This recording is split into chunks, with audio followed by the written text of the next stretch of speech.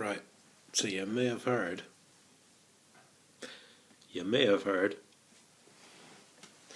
not that it hasn't been all over the news for the last 3 days,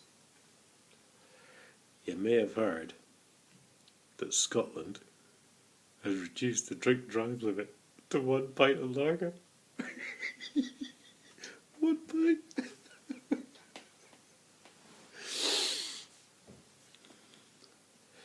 So I don't know how these people have beer for breakfast.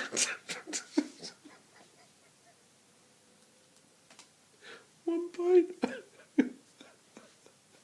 I thought it was bad enough down here. Jesus.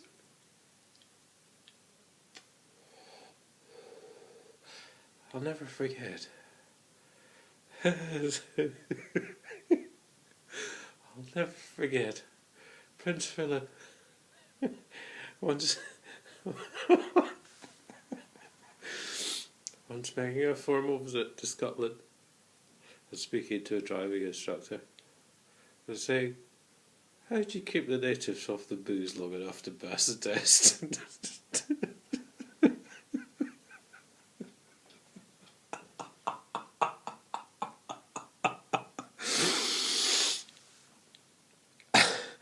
I mean, what is this? Some great moral stand or something by Scottish police all of a sudden? Oh, God.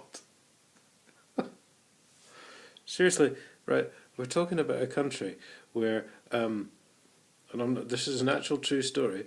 I know someone who was at a hotel.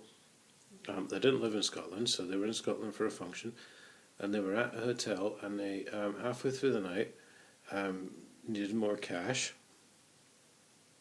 So it meant this is at the time, it wasn't the age of everything was on credit, you know, sometimes you did need cash for things.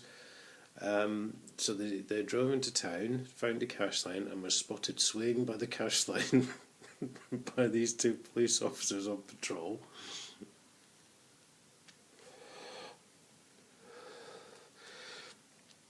And the police officers stopped the car and got out and went to speak to this guy and said, you know, where have you come from, what's going on, sort of thing. And he said, well, I'm staying at the hotel up the road, and he thought I needed some cash. And they obviously knew he was slightly tipsy, so they did no more than escort him back up the road, let him drive, escorted him back up the road, following him in their police car, with their lights on, behind him, and made sure he got back to the hotel.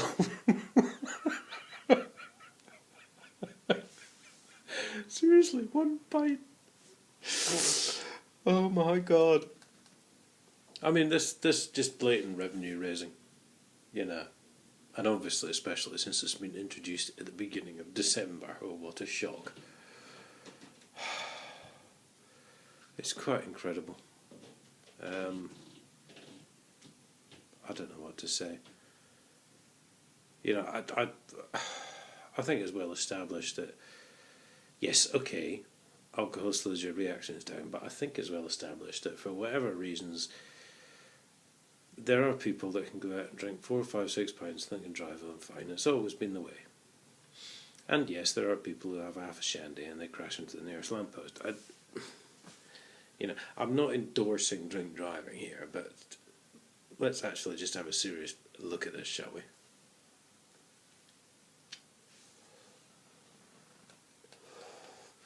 I mean, it's an absolute bloody farce. And England will follow. Mark my words. English police will follow because they're not getting enough revenue from speeding duty just now. Because that's especially around Cambridge. That's all they're interested in. So if you're doing more than 3 or 4 miles an hour over the speed limit, they certainly can't prosecute council officers who have stolen 30 years worth of taxpayers' money.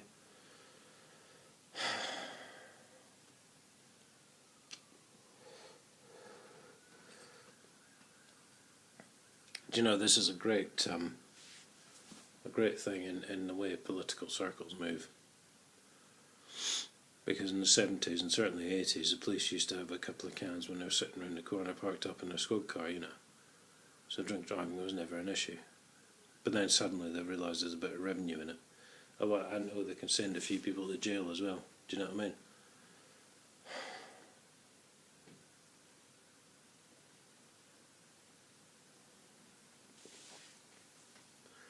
It really does amaze me, you know, when paedophiles roam around Whitehall unhindered, when they've taken years to nail a gang in Rochdale for kiddie fiddling, because, as it's been quite openly stated, it would have offended sensibilities to arrest him, because that would be racist, innit? But have a look at what's going on, guys. You know, drink driving, speeding. Oh, harassment. Yeah, there's to your harassment, Cambridge Police. You just use harassment orders to bump up your arrest rate when you're not even doing things legally. But oh my god, have more than half a shandy and that's it, you're nicked.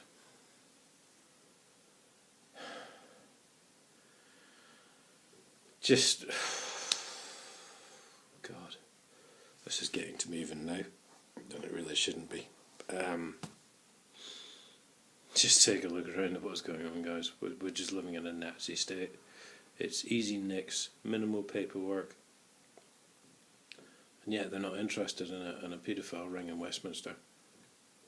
No, because that would be arresting too many of their mates, presumably. When council officers and MPs and other dignitaries have kiddie fiddling parties and then drive home sloshed, and there's actually do not stop orders on their car, so the coppers clock the registration and radio it in or whatever, and they're told not to stop that vehicle, even though he might be swaying all over the road. They're protecting their own. The system, well, I've said it before, the system is perfectly set up to protect the system, and that's the end of the story.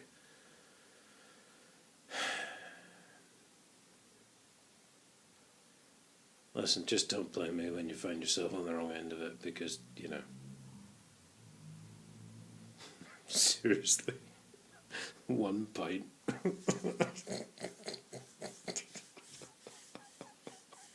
It's quite fucking incredible.